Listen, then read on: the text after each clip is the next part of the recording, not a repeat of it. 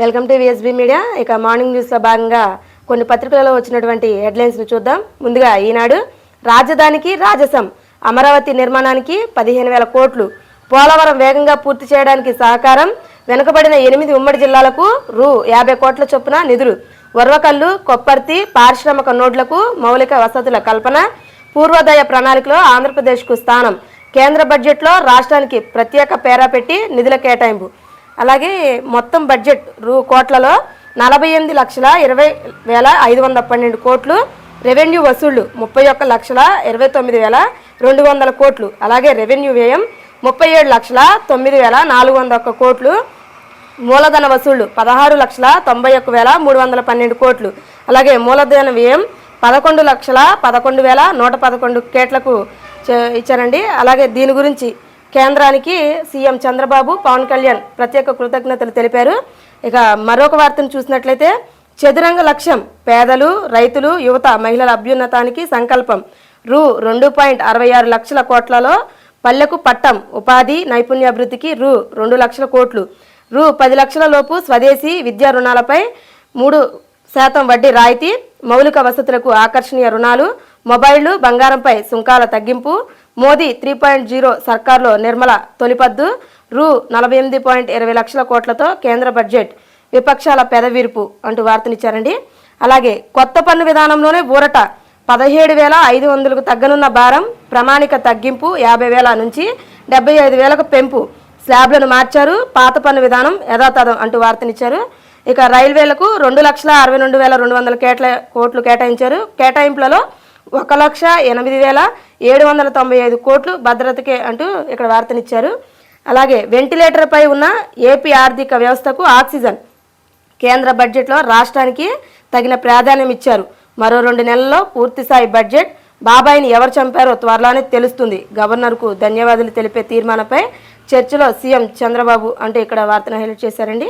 ఇక సాక్షి, నిరుద్యోగంపై చిరుద్యోగ బాణం, ఉపాధి కల్పనకు అగ్రతాంబూలం, వ్యవసాయ రంగంపై భారీ తగ్గింపు, 2024-25 కేంద్ర బడ్జెట్ను ప్రవేశపెట్టనున్న నిర్మల, యువత నైపుణ్యాభివృద్ధి, ఉపాధి 2 లక్షల కోట్లు, నిర్మాణ ఉత్పత్తి రంగాల్లో భారీగా ఉపాధి అవకాశాలు, పని ప్రాంతంలోనే చిరుద్యోగుల నివాసానికి డర్మిటారీలు, కొలువులో చేరేవారికి ఇచ్చే సంస్థలకు ప్రోత్సాహాలు, సర్కారు నుంచే తొలి వేతనం గరిష్టంగా 15,000, 3,000 చొప్పున 2 ఏళ్లు పీఎఫ్ చందాల చెల్లింపు, వేతన జీవికి కొత్త పన్ను విధానంలో కాస్త ఐటీ ఊరట, దీర్ఘకాలిక మౌలిక ప్రాజెక్టులకు 11 లక్షల కోట్లు, స్వల్ప దీర్ఘకాలిక మూలధన లాభాలపై పన్ను పెంపు, అసెంబ్లీ ఎన్నికలున్న బీహార్కు 60,000 కోట్ల వరాలు, అమరావతికి 15,000 కోట్ల ప్రపంచ బ్యాంక్ రుణం, ఎప్పట్లాగనే పేదలు, మహిళలు, యువత, రైతు జపం, లోక్సభ ఎన్నికల్లో బీజేపీపై అసంతృప్తిని గట్టిగానే వెళ్ళగక్కిన వర్గాలపై ప్రత్యేక దృష్టి, కొలువులకు పెద్దపీట, వ్యవసాయ రంగంపై భారీ తగ్గింపు, వేతన జీవికి కాస్త ఊరట,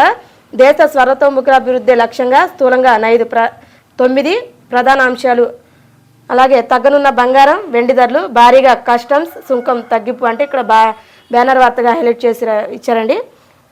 అలాగే మరొక వార్తను చూసినట్లయితే, దర్శనిక బడ్జెట్ అంటున్న మోదీ, అది అప్పే అయినా ఉపయోగమే, అమరావతికి 15,000 కోట్లపై సీఎం చంద్రబాబు, 30 ఏళ్ల తర్వాత తీర్చేది కాబట్టి ఇప్పుడు ఇబ్బంది లేదు, కేంద్ర బడ్జెట్తో రాష్ట్రానికి అన్ని విధాల తోడ్పాటు, మా ప్రతిపాదనలో చాలా వరకు ఆమోదం, నిధుల ప్రస్తావన లేనప్పటికీ పోలవరం పూర్తి చేస్తామన్నారు, అది చాలు అంటూ సీఎం గారు ఇక్కడ అంటున్నారని. బీహార్కి కేటాయింపులు, ఏపీకి అప్పులు, రాజధానికి వివిధ డెవలప్మెంట్ ఏజెన్సీల ద్వారా ప్రత్యేక మద్దతు, ఈ ఆర్థిక సంవత్సరంలో ఏజెన్సీల ద్వారా 15,000 కోట్ల ఏర్పాటు, ఈ 15,000 కోట్లతో పాటు భవిష్యత్తులో ఇప్పించేది అప్పుగానే, బడ్జెట్లో రాజధాని పేరుతో పైసా కేటాయించలేదు, వెనుకబడిన జిల్లాలకు సాయం మాట మాత్రమే, కేటాయింపులు లేవు, గిరిజన సెంట్రల్ వర్సిటీలకు శూన్యం, పెట్రోలియం వర్సిటీకు 168 కోట్లు, రాష్ట్ర పునర్విభజన చట్టంలోకి అంశాలకు కట్టుబడి ఉంటామంటూ ముక్తాయింపు.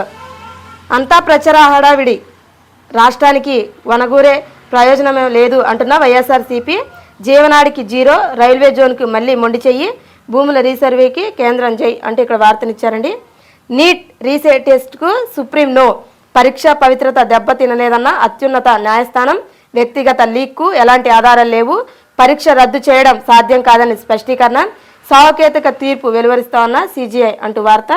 అలాగే దేశం దృష్టికి అటవిక పాలన, నేడు ఢిల్లీలో ధర్నా, రాష్ట్రంలో అరాచక విధ్వంసకాండపై వైఎస్ఆర్సీపీ సమరసంకం, టీడీపీ కూటమి దాడులను కళ్ళకు కట్టినట్లు వివరించేలా ఫోటో ఎగ్జిబిషన్, రాష్ట్రపతి పాలన విధించేందుకు అవసరమైన సాంకేతిక కారణాలున్నాయని చాటి చెప్పనున్న జగన్, వినుకొండలో నడిరోడ్డుపై హత్యకు గురైన వైఎస్ఆర్సీపీ కార్యకర్త రషీద్ కుటుంబానికి పరామర్శ, టీడీపీ దాడులపై ఇప్పటికే ప్రధాని నరేంద్ర మోదీకి లేఖ, అపాయింట్మెంట్ ఇవ్వాలనే విజ్ఞప్తి, కేంద్రం తక్షణమే జోక్యం చేసుకుని విచారణ జరపాలని డిమాండ్, రాష్ట్రంలో అతపాతాలానికి దిగజారిన శాంతి భద్రతలపై గవర్నర్కు ఫిర్యాదు, చట్టసభల్లో నల్ల కండువాలతో నిరసన, ఇప్పుడు కలిసి వచ్చే పార్టీలను కలుపుకొని జాతీయ స్థాయిలో పోరాటం అంటూ వార్త.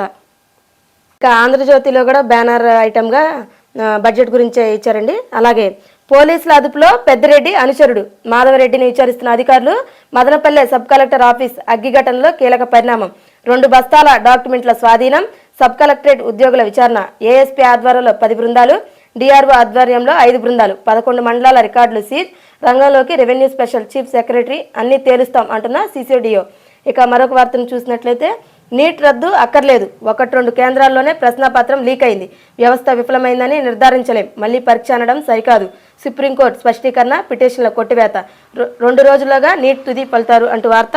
అలాగే ఊరట కాసింతే వేతన జీవులకు నిరాశ మిగిల్చిన నిర్మల, కొత్త పన్ను విధానాలు మారితేనే ఉపశమనం, 5-10% పన్ను స్లాబులు కొద్దిగా సవరింపు, ప్రామాణిక తగ్గింపు, రూ. 75,000కు పెంపు, ఫ్యామిలీ పెన్షనర్లకు స్టాండర్డ్ డిడక్షన్ రూ. 25,000కు, పాత విధానంలో రిటర్నులు దాఖలు చేసేవారికి నిరాశే, 6 నెలల్లోగా ఆదాయ పన్ను చట్టంపై సమగ్ర సమీక్ష అంటూ వార్త. అలాగే మరొక వార్త చూసినట్లయితే వైనాట్ ప్రతిపక్ష నేత హోదా, సాంప్రదాయానికి భిన్నంగా జగన్ పాట్లు, ప్రతిపక్ష నేత హోదా కోసం ఆరాటం, ఇప్పటికే స్పీకర్కు లేఖ, తాజాగా హైకోర్టుకు హోదాపై ఆదేశాల కోసం పిటిషన్, ఎన్నికల్లో ఏ హోదా ఇవ్వని ప్రజలు అయినా సొంత ప్రయోజనాల కోసం పట్టు అంటూ వార్తనైతే హైలైట్ చేశారండి.